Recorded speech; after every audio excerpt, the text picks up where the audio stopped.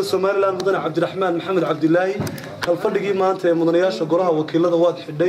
laba xeerar baa waxa la keenay laba mooshin oo kala duwan oo mid lagu dalbanayo in laga bedelo xeroosaadka wax midna lagu dalbanayo in fadhiga golaha lagu sii kordhiyo inkastoo aad mooshinada u dirtay sharci yaqaanka golaha wakiilada mudanayaashu markaad fadhiga xidhay way ka ciwaayeen sababtii uu ka ciwaayeen waa maxay mudanayaasha anigu ixtiraam badan u haya maanta dee goluhu shaqa maalmeedka si caadiga u lahaa mooshinadana waxaanu marinay dariiqii saxa ahaa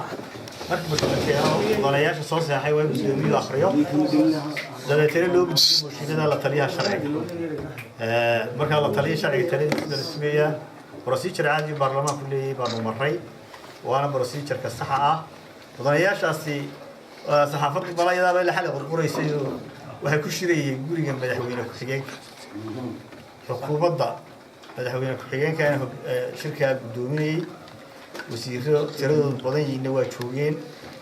waxay ila tahay qorshii lagaga soo qaatay oo ah faragelin qaawan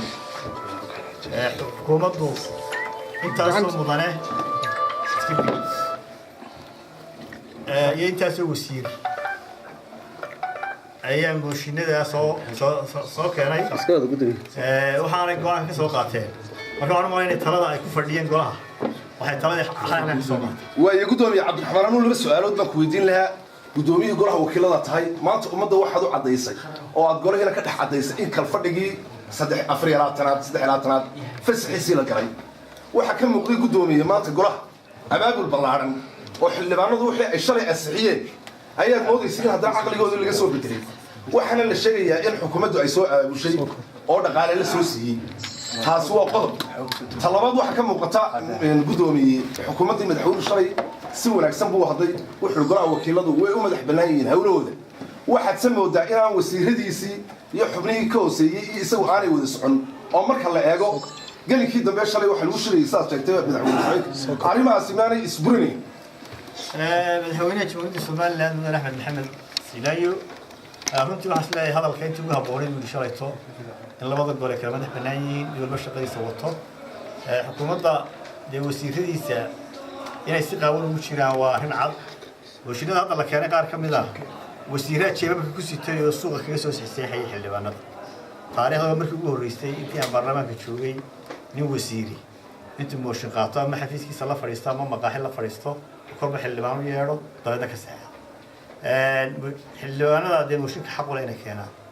halkan bay ku seexi karaan xaq bay u leeyihiin inta doonaan tirada mooshinada keeni karaan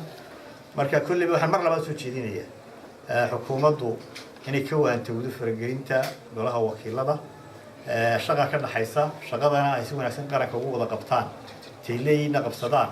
baarlamaanku leeyihiin u daayaan 4 sanadood waa markii ugu horeysay ee xukuumadda aad khilaaf xaynkan golaha wakiilada ka dhasho tan iyo intii la doortay xukuumadda madaxweyne axmed maxamed maxamuud silaayo su'aasheedu waxay tahay gudoomiye maxaa khilaafkan ku salka ku haya khilaafkani waxay ila tahay sababta xukuumadda ale waxa ka warqabteen kalfadhigii hore markaan xidhaynay waxaan sameynay isku shaandhayn anoo maqan xukuumaddu waxay tahay isku shaandhayntii goluhu sameeyey hala tirtiro khilaafkuna halkaasuu ka bilaabay kan maanta socda bartaasu ka bilaabmay muddada fasax waa imse gudoomiye ee goluhu fasaxa noqonaya ma loo sheegi kartaa goluhu wuxuu caadiyan sida sharciga ku qoran 4 wiil baa ugu yar 8 wiilna uu qaadan karaa mooshinadii lagu ridayaa ma jiraayo la doonayo in 42 laga dhigo codka aqlabiyadda ee guddoonka adigu aad ku dhacayso oo xeerkan qodobkan 10aad ay imika dalbanayaan mooshinka ma ogtahay mooshinkaasi waa kii aan akhriyay waanu jiraa la taliyaha gudbiyey dariiqa sharcigaanu marayaa gudoomiyaha waa la ridi karaa gudoomiye golaha guurtidu dhexdhexaad intii ay dhexdhexaad haddii ay fadhiistaan gudoomiyaasha imika waxay isku dayayaan inay fadhiistaan oo ay shir guddoon noqdaan maxaa xala dadkaas waa inqilaab dhexdhexaad intii golaha guurtidu ay dhexdiina ka wada ka waran waa inqilaab aan sharci ahayn kaas dhexdhexaad intii dhexdhexaadinta waxaan maqlayay xukuumadda tiri fara kala baxa gudoomiye ma jirtaa ma la odhan karaa in arrintii goluhu meesha way ka baxday oo meesha waxaa maraya loolan dhex maraya xisbiga mucaaradka ee wadani iyo xisbiga mucaafidka ee kulmiye tartamaya halkan ma jiraan gudoomiye shan iyo mudanayaasha golaha wakiilada cod aqlabiyadii ku ansixiyeen xeeroosaadka in 55 mudane ay shirgudoonka ku dhacaan oo adigu ku dhacdana hore ansixiyeen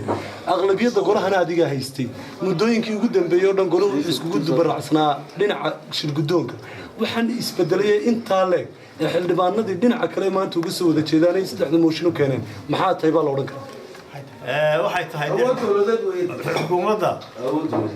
awoodii iyo dhaqaalihii adduunyada lagu isticmaalay qaranku lahaa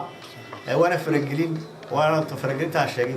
adigu ma jiraan wax xisbigaaga aad u isticmaashay oo awoodda golaha wakiilada waxyaabaha ay ku cabanayaan kamid ah ma jirto taas